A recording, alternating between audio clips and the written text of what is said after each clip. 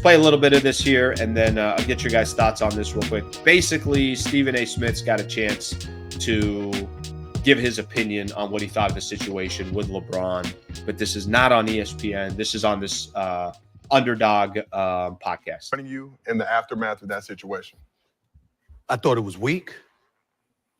I thought it was some bullshit. But in the moment, I knew that I was listening to a father. Here's what happened. I'm represented by William Morris Endeavor. I'll move forward a little because some of this doesn't matter, okay? And I stand up, and then I got my head turned. And then I turned back around, and a lot of people thought this was the end of the game or something like that. This was in the third quarter. Apparently, LeBron had walked out of the timeout, and I turned around, and he's right here in my face.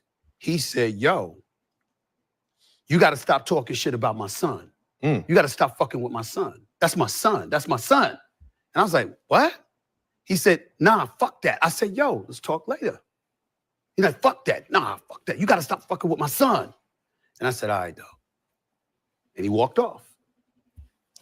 So I remember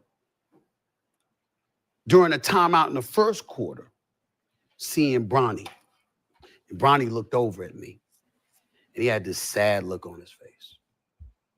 And I'm imagining Pop saw that shit. I don't know if, I don't know. This is a lot of assumptions here from Stephen A. Smith, but I want to play this because I want Stephen A.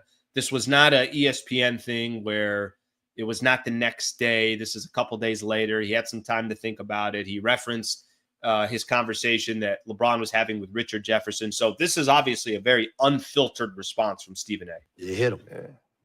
And he couldn't hold it, and he rolled up on me. And so when I went on the air the next morning, first things first, believe it or not, I know this is shocking for people to believe, but I didn't have any intentions on talking about it until I woke up that morning and saw that the shit had gone viral. Once the shit had gone viral, the bosses at ESPN, now you got to talk about it. This is you and him. You got to talk about it. I said, fine.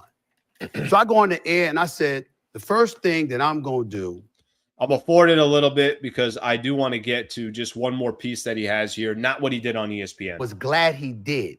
Because you see, what he was really talking about, which was confirmed with his conversation with Richard Jefferson, is that I was talking about him as a father. And so what happens is that had he said that to me, then I wouldn't have been thrown off. I'd have came right back at him. Yes, I was. I was talking about you. You did this shit, which I'll get to in a second. But because he didn't do that, I said, fine, you let it go. Mind you, I just agreed to my contract. Courtside. That day was when it was announced. All right, we'll stop it right there. So Stephen A., I mean, the quote is the quote. I mean, the quote that he said just right out the gate, he thought the whole thing was basically bullshit, was not appreciative of him coming up to him. I'm just going to say this. We talked a little bit about this last week, and this came up in the conversation. I'll look at some of your guys' comments from here, and we'll roll with it. I thought it was very odd that LeBron chose that moment to do it. And I know I mentioned to you guys last week as well that once Bronny James was going to get drafted at number 55, it's impossible not to have the conversation about Bronny. It's impossible not to have the conversation about LeBron. It's impossible. That's just, guys, people that are in this business, in this industry, I remember when this was all going down and I was still over at 710. What did you think? We're not going to talk about Bronny James? Of course we're going to talk about Bronny James. Of course there's going to be conversations out there about, hey, is this guy good enough to play? Hey, why isn't this guy just predominantly in the G League? Hey, why are you using that number 55 pick there? But I will tell you this, as we sit here today, I don't think the Bronny James piece of this has been much of a distraction to the Lakers because it's clearly not costing them games. He clearly is not in critical games and critical situations where you're saying to yourself, okay, well, Lakers could have won that game if they just didn't have freaking Bronny James in the game. Somebody out there, I thought, did a really good job. I can't remember, this was YouTube or Instagram or Twitter. I can't remember what platform I was looking at it on. But the guy said, hey, let's look at the Lakers at number 55, who they drafted in Bronny. And let's see what 56, 57, and 58 are doing in the draft, or that got drafted after him, are doing in the NBA right now. Bronny's numbers were better than all of them in the G League. Substantially better than all of them in the G League. So really, as we kind of sit here today, whatever overreaction happened on the Bronny piece of things because of the predicament, the situation, I can't believe you're drafting him. LeBron controls the entire team, this, that, blah, blah, blah. Never really kind of affected the Lakers.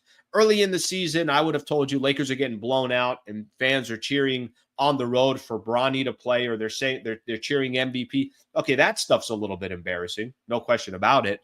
There was one game this year against the Philadelphia 76ers where he got meaningful minutes in the first quarter and Lakers got blown out that game. And I'm like, why are they doing that?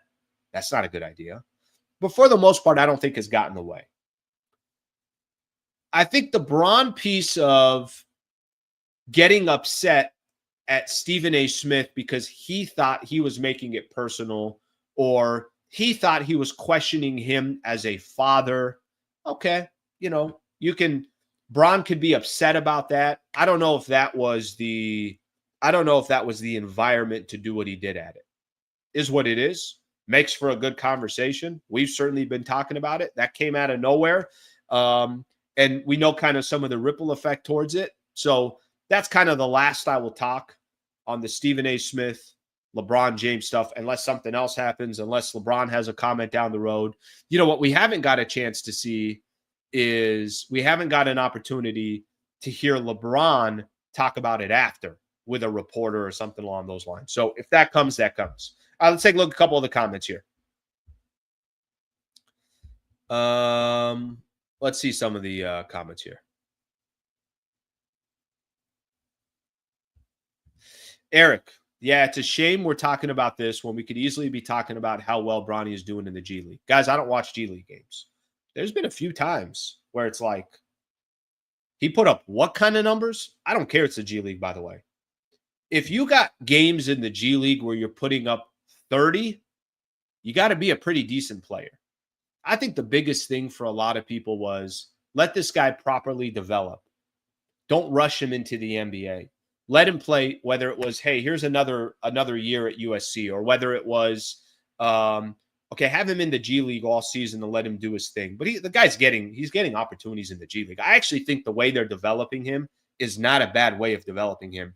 And if he turns out to be something in the NBA, we'll just have to wait and see. I don't know. I mean, how many 19, 20-year-olds are coming into the NBA anyways that were late in the second round that are really making impact in the league? I'm not saying it doesn't happen. I'm just saying it doesn't happen often. So, Eric, I think it's a good point. I think that he is doing some stuff in the G League, and that's where he needs to be. Okay, let's get a couple more here. Bronny is a wasted roster spot. You know what might be a wasted roster spot? Poor guy, Alex Lim. Poor guy. Okay, let's get another one in here. This is the type of distraction that was unnecessary. That's the problem. LeBron created this and now complains about it the GM way. I think he's got a personal complaint with Stephen A. Smith. I've heard Stephen A. say before that, there is no really relationship between the two of them. They see each other. It's kind of like a hello because they have to say hello and then they keep it moving. So it might be more specific to that.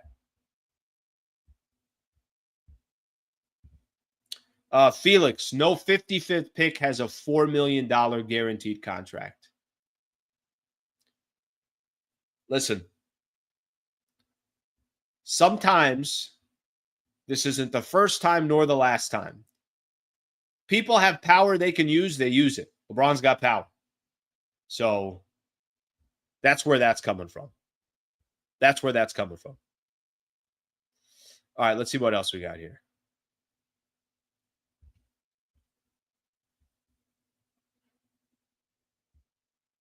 By the way, this is a perfect example.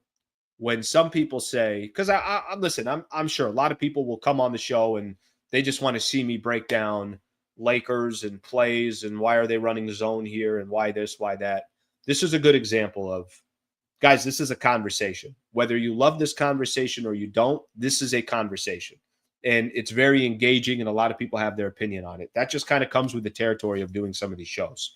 So I know some people like it, some people don't, but the best I can tell you is it just kind of comes with the territory.